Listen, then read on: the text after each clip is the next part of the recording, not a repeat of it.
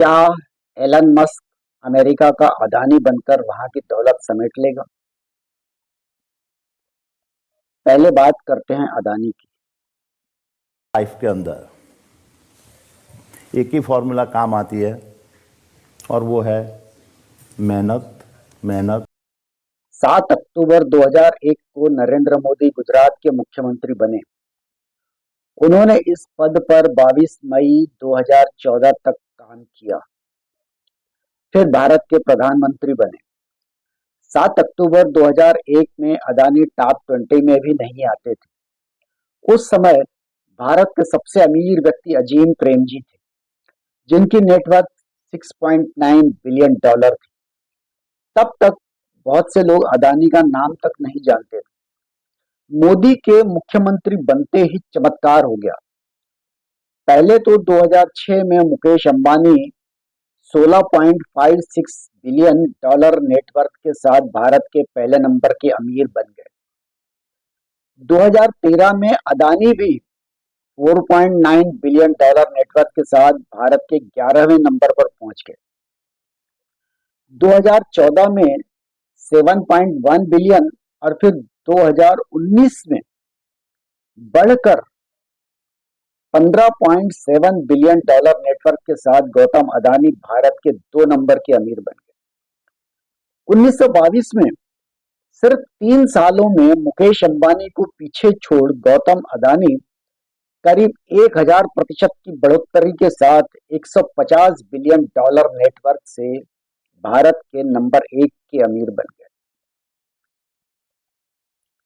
उसी साल Hindenburg report के जलजले में अदानी फिर लुढ़क गए। 2023 में उनकी नेटवर्थ 68 बिलियन डॉलर रह गई। 24 में बढ़कर 83 बिलियन डॉलर हुई, लेकिन अभी भी वे 2 नंबर के अमीर ही हैं। और अब अमेरिका की कोर्ट ने उनकी खिलाफ जो मुकदमा दर्ज किया है और गिरफ्तारी वारंट निकाला है, उससे फिर उनकी नेटवर्थ गिर गई। मोदी के आने के बाद एक तरफ तो गुजरात के अमीर बढ़ रहे हैं, दूसरी ओर इतिहास में पहली बार 80 करोड़ से अधिक लोगों को पेट भरने के लिए सरकार की दया पर जीना पड़ रहा है।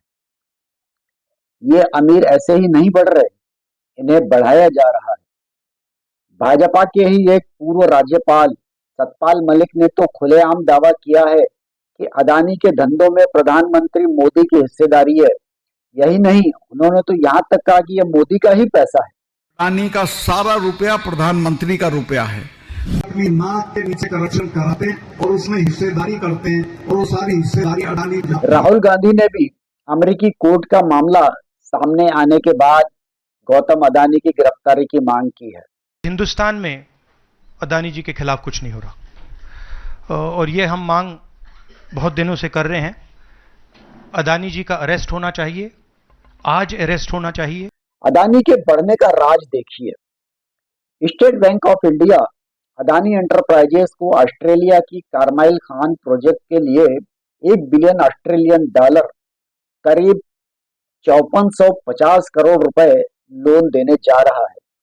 ये खबर भारत में तब पता चली जब ऑस्ट्रेलिया के सिडनी क्रिकेट ग्राउंड में भारत ऑस्ट्रेलिया के बीच वनडे सीरीज के पहले मैच में एक व्यक्ति पोस्टर लेकर पिच पर पहुंचा, जिस पर लिखा था state bank of India no 1 billion Adani loan. Bharat और ऑस्ट्रेलिया पहले वनडे के दौरान शुक्रवार को ग्राउंड पर एक अजीबोगरीब वाकया हुआ। 2 प्रदर्शनकारी सिडनी क्रिकेट ग्राउंड में घुस गए। इनमें से एक व्यक्ति पोस्टर लिए हुए था जिसमें लिखा था no 1 billion dollar Adani loan. यह घटना ऑस्ट्रेलियाई पारी के 7वें ओवर के दौरान हुई। पर्यावरण और ग्रीन फाइनेंसिंग के लिए प्रतिबद्ध दुनिया की सभी बड़ी बैंक जैसे Citi Bank, Deutsche Bank, Royal Bank of Scotland, HSBC और बार्कलेज ने इस प्रोजेक्ट पर अडानी ग्रुप को लोन देने से इनकार कर दिया। 2 चीनी बैंकों ने भी इनकार कर दिया। 2016 में अदानी के लोन का मामला राज्यसभा में भी गूंजा। जनता दल यूनाइटेड के सांसद पवन वर्मा ने सरकारी बैंकों के बड़े बकायेदारों के नाम लेते हुए, खासकर अदानी समूह का जिक्र करते हुए आरोप लगाया कि इस व्यापारिक समूह पर 72,000 करोड़ रुपए बकाया है। क्रेडिट स्विस ने 2015 के हाउस ऑफ डेब्ट रिपोर्ट में चेतावनी दी थी कि अडानी समूह बैंकिंग क्षेत्र के 12% कर्ज लेने वाली 10 कंपनियों में सबसे अधिक सेवर स्ट्रेस में है। लेकिन मोदी सत्ता के कारण गौतम अडानी भारत के सबसे बड़े उद्योगपतियों में से एक बन गए। अडानी के लिए नरेंद्र मोदी हमेशा ढाल बन जाते हैं। गुजरात के मुख्यमंत्री रहते मोदी ने अडानी को बेहद सस्ती दर पर मुंद्रा पोर्ट की सैकड़ों किलोमीटर जमीन आवंटित कर दी। 2012 में केंद्रीय पर्यावरण मंत्रालय ने मुंद्रा प्रोजेक्ट से पर्यावरण नुकसान के आरोपों की जांच के लिए सुनीता नारायण की अध्यक्षता में समिति बनाई। समिति ने अपनी रिपोर्ट में स्थानीय पारिस्थितिकी तंत्र को व्यापक नुकसान और अवैध तरीके से जमीन लेने जैसी बातों का खुलासा किया और इसके आधार पर यूपीए सरकार ने अडानी समूह पर 200 करोड़ का जुर्माना लगाया। लेकिन जैसे ही 2014 में मोदी प्रधानमंत्री बने, उन्होंने वो जुर्माना निरस्त कर दिया। यानी पर्यावरण पर अडानी का रिकॉर्ड खराब ही रहा है। हिंडनबर्ग रिपोर्ट, जिसके बाद अडानी की नेटवर्क आधी से भी कम हो गई, उस पर मोदी ने कोई जांच नहीं होने दी। उसके बाद अब अमेरिकी अदालत के मामले पर भी मोदी कोई जांच नहीं होने दे रहे। कैरियर, किशोरावस्था में अडानी महेंद्र ब्रदर्स में हीरा सॉर्टर का काम करने के लिए 1978 में मुंबई चले आए। 1981 में उनके बड़े भाई मनसुख भाई अडानी ने अहमदाबाद में एक प्लास्टिक इकाई खरीदी और प्रबंधन के लिए उन्हें बुलाया। यह काम पॉलीविनाइल क्लोराइड आयात के जरिए वैश्विक व्यापार में अडानी का प्रवेश द्वार बन गया। फरवरी 2022 में वह मुकेश अंबानी को पछाड़कर एशिया के सबसे अमीर व्यक्ति बन गए और अगस्त 2022 में उन्हें फॉर्च्यून द्वारा दुनिया के तीसरे सबसे अमीर व्यक्ति का नाम दिया। मुंबई की एक स्थानीय अदालत ने 22 जून 2014 को गौतम और राजेश अडानी को राहत देते हुए शेयरों के खरीद बिक्री से संबंधित धोखाधड़ी और आपराधिक साजिश के मामले में बरी कर दिया। हिंडनबर्ग रिपोर्ट, जनवरी 2023 में न्यूयॉर्क स्थित निवेश फर्म हिंडनबर्ग रिसर्च ने अडानी ग्रुप कैसे दुनिया का तीसरा सबसे अमीर आदमी कारपोरेट इतिहास में सबसे बड़ा घोटाला कर रहा है शीर्षक वाली रिपोर्ट में अडानी और उनकी कंपनियों पर स्टॉक हेरफेर का आरोप लगाया। इसके बाद अडानी समूह के शेयरों में 45 बिलियन की गिरावट आई। घाटे के कारण अडानी दुनिया के तीसरे सबसे अमीर व्यक्ति से गिरकर फोर्ब्स अरबपतियों की सूची में 22वें स्थान पर आ गए। रिपोर्ट में समूह पर भारी कर्ज होने और अनिश्चित वित्तीय स्थिति में होने का आरोप लगाया गया, जिसके कारण 7 सूचीबद्ध अडानी कंपनियों के शेयरों में 3 से 7% की गिरावट आई। OCCRP रिपोर्ट, संगठित अपराध और भ्रष्टाचार रिपोर्टिंग परियोजना ने अगस्त 2023 में रिपोर्ट की कि उसके पास ऐसे दस्तावेज हैं जो साबित करते हैं कि कैसे अडानी समूह ने व्यक्तियों और मुखौटा कंपनियों का उपयोग करके अडानी के शेयरों को खरीदा और बेचा गया। अडानी पर भारतीय अधिकारियों को रिश्वत देने व धोखाधड़ी के आरोप। अरेस्ट वारंट, 21 नवंबर 2024 को गौतम अडानी और उनके सहयोगियों पर न्यूयॉर्क की जिला अदालत ने अनुकूल ऊर्जा अनुबंध पाने के लिए भारतीय सरकारी अधिकारियों को 250 मिलियन अमेरिकी डॉलर से अधिक की रिश्वत देने का आरोप लगाया। अभियोजकों ने यह भी दावा किया कि अडानी समूह ने झूठे और भ्रामक बयानों के माध्यम से अमेरिकी निवेशकों से योजना छुपाकर 3 बिलियन अमेरिकी डॉलर का ऋण और बांड जुटाए। इस खबर के बाद उनकी संपत्ति में 12 बिलियन डॉलर की गिरावट आई। इसके बाद केन्या ने जोमो केन्याटा अंतर्राष्ट्रीय हवाई अड्डे और अन्य ऊर्जा सौदों के अधिग्रहण के संबंध में 2.5 बिलियन अमेरिकी डॉलर से अधिक सौदों को रद्द कर दिया। अब आते हैं एलन मस्क पर। एलन मस्क भी गौतम अडानी की तरह सेल्फ मेड व्यक्ति हैं, लेकिन वे किसी मोदी जैसे की गोदी में बढ़कर आगे नहीं आए। उन्होंने सब अपनी क्षमता से बनाया। आज की तारीख में वे बिल गेट्स, जुकरबर्ग सबको पीछे छोड़कर दुनिया के सबसे अमीर बन गए। फोर्ब्स का अनुमान है कि नवंबर 2024 में उनकी कुल संपत्ति 304 बिलियन अमेरिकी डॉलर है। यही नहीं, अदानी तो पर्दे के पीछे से सरकारी तंत्र चलाते हैं। मस्क ने एक कदम आगे बढ़कर ट्रंप के प्रस्तावित सरकारी दक्षता विभाग DOGE का सह अध्यक्ष बनना तय किया है। यानी वो सरकार का अंग बन गए हैं, मतलब पांचों उंगलियां घी में। लेकिन ऐसे मामलों में अक्सर सर कढ़ाई में होने की आशंका भी हो जाती है, क्योंकि फिर सिर्फ राइवल व्यापार जगत ही नहीं, विरोधी नेता और पार्टियां भी पीछे पड़ेगी, कुछ कुछ वैसे ही जैसे यहाँ कांग्रेस अदानी के पीछे पड़ी हुई है। खैर, वह तो बाद की बात है, पर क्या उससे पहले पांचों उंगलियां घी में डालने के लिए वो सारी संभव तिकड़में करेंगे?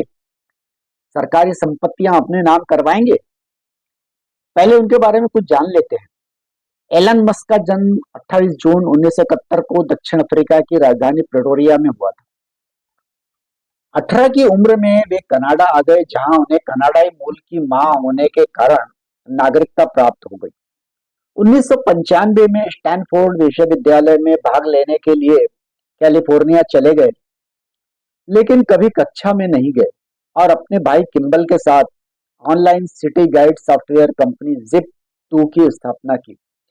इस स्टार्टअप को 1999 में कॉम्पैक ने $307 मिलियन में खरीद लिया। उसी वर्ष मस्क ने X.com की सह स्थापना की, जो एक प्रत्यक्ष बैंक था।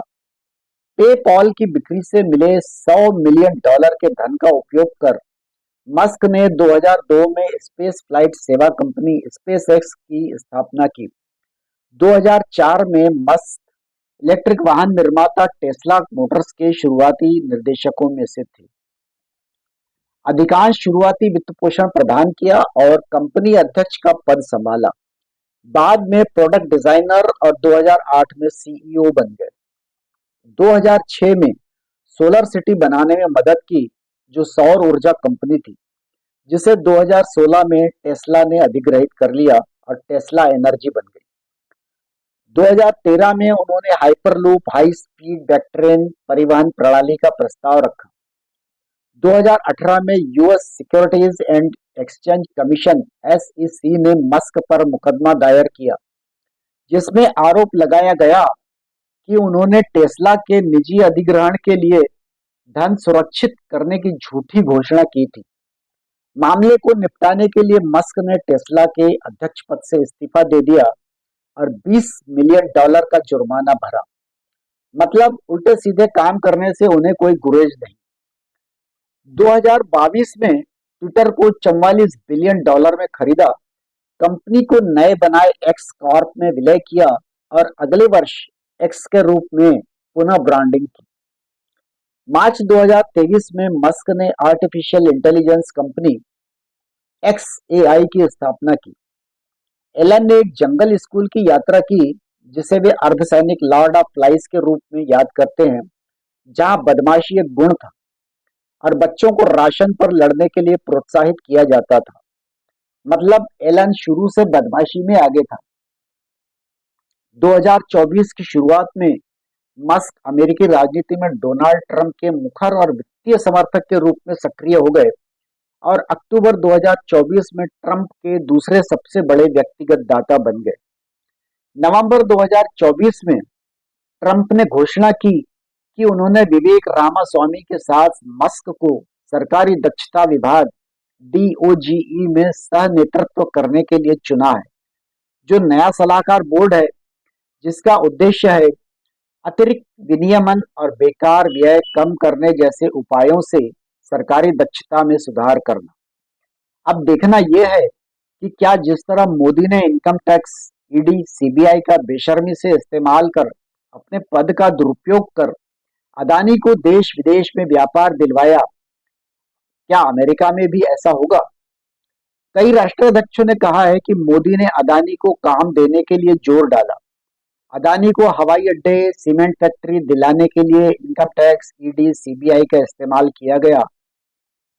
अगर ऐसा ही हुआ तो मस्क, जो अभी विश्व के 1 नंबर के अमीर हैं, वह इतने अमीर हो जाएंगे कि दूसरे नंबर का अमीर उनके सामने 10% भी नहीं रहेगा। और जैसे भारत बर्बादी के कगार पर खड़ा है, वही स्थिति अमेरिका की हो जाएगी, इसमें शक नहीं। हालांकि एक तर्क भी है, अमेरिका में मीडिया है, गोदी मीडिया नहीं। वहां मीडिया की पूरी नजर रहती है नेताओं पर। इसका अंदाजा इसी से लगाइए कि 1974 में मीडिया के कारण ही राष्ट्रपति निक्सन को अपनी कुर्सी गंवानी पड़ी। लेकिन यह भी हो सकता है कि एलन भी यहाँ की तरह मीडिया को खरीद ले। कुल मिलाकर यह देखना इंटरेस्टिंग रहेगा।